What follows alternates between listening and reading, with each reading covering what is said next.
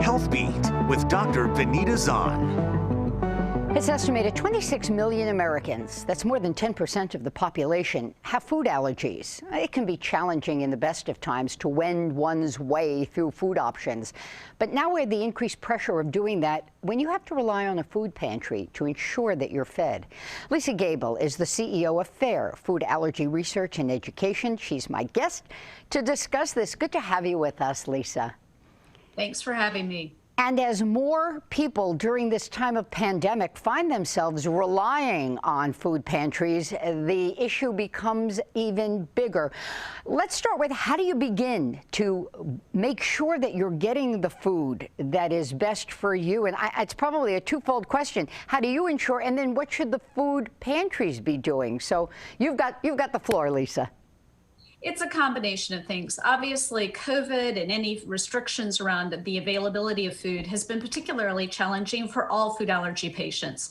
But individuals who have suffered financially from this pandemic, they face a whole other issue. And so we're asking food pantries and churches and programs to set food aside that is allergy friendly, that's free of the top 9 allergens, so that when someone self-identifies, they can get the food that they need. And I suppose this is also an alert for us who make donations to suss out what are the top allergy producing issues in foods, so that we would donate food so that this population has something appropriate to eat.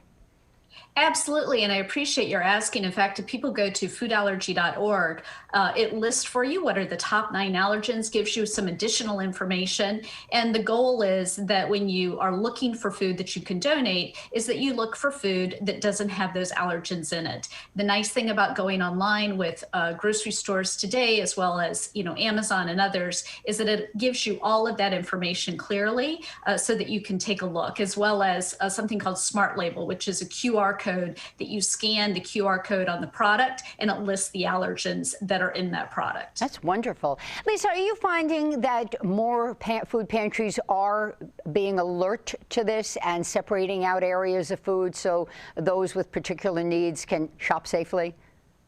It's an area where we are partnering with others. The Food Equality Initiative is an organization that was built to focus on getting this message out to food pantries and educating them on how best to set aside food. So it is not necessarily something that a lot of food pantries are doing.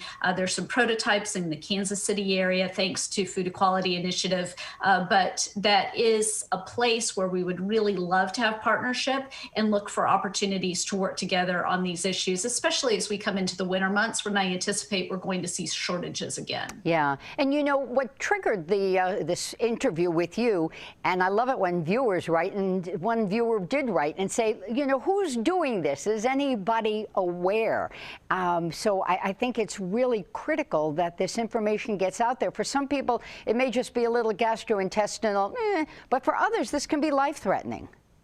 It is. As a matter of fact, we know that 85 million Americans don't buy food with the top 9 allergens. In some cases, they have a life-threatening food allergy, which is someone that requires immediately taking an epinephrine auto-injector and taking it, going off to the emergency room, or it's people with food intolerances. And so it's a growing issue. 1 out of every 4 Americans are buying food based on whether or not it has these allergens in them. So it's something to be particularly sensitive about, and we so appreciate anyone who's watching, making sure that they do what you and I discussed, which is looking for foods that are free of the top 9 allergens as they're making their donations. What are the top 9? Or you could just give me the top 3. I don't have to make you jump through the hoops.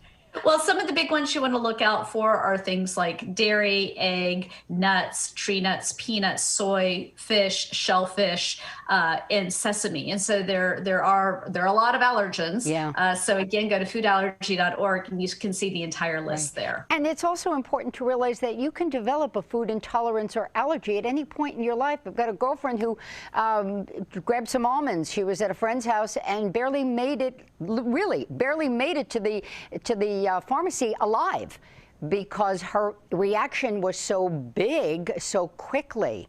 So it can happen at any point. So this is so important, the work that you're doing, Lisa.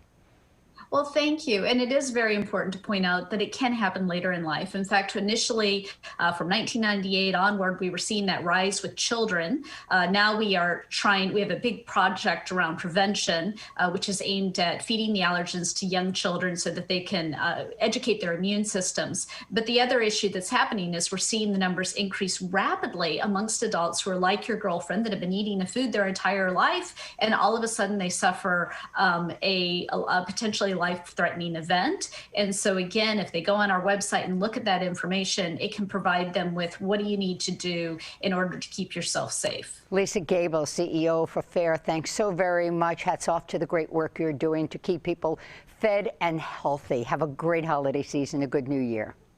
Great. Happy holidays, and thanks again for the opportunity. Go to foodallergy.org to find out more. And in fact, you know what? We're going to even make it easier for everybody. We're just going to set up a link on our website right here at WNYT.com. We'll see you next time.